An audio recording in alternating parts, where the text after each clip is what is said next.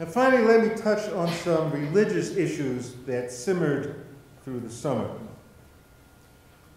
Aside from Cliven Bundy acting on behalf of God,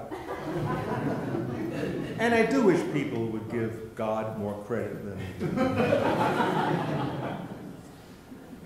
The U.S. Supreme Court voted to allow business owners to deny employees a federal benefit to which they are entitled by law based on the owner's religious beliefs. 5 Catholic men on the Supreme Court bench decided in the Hobby Lobby case the right for for-profit companies to impose their religious views on their employees. And the implications are staggering, denying many thousands of women contraceptive coverage vital to their well-being and reproductive freedom. And furthermore, the decision invites companies to seek religion-based exemptions from regulations they deem offensive to their faiths, like protecting the civil rights of the LGBTQ community. Can't do it, it's against my religion. Religion was, of course, a hot potato in Utah this summer. Religion is always a hot potato in Utah. But I'm thinking specifically of Kate Kelly, founder of the LDS group called Ordained Women. And as we know, she was excommunicated on charges of apostasy. Well, this will undoubtedly increase sales for the musical, The Book of Mormon, when it finally comes to terror.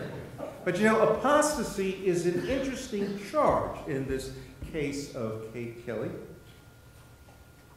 The church's long-standing ban on women priests has, in fact, no explicit basis in church scripture.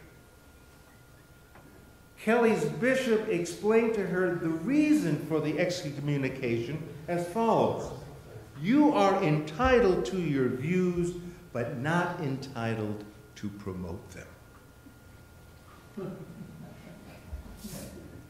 That's true in this case, but you know, it's kind of a microcosm for the whole society, which keeps tripping over the calls for diversity and inclusion. Diversity and inclusion. I have no idea why these terms are so threatening to so many. But they are required of a society and cannot be turned back by brute military force or by 5 Supreme Court justices who make decisions solely in keeping with their private faith. This summer captured so many of our human foibles and failings. The living wasn't exactly easy this summer as we witnessed the indignities perpetrated by racism, our moral bankruptcy in rejecting children refugees, and our reticence in acknowledging the need, in these modern times especially, 2014, my God, we have a need to be more diverse and inclusive if we're going to make it at all.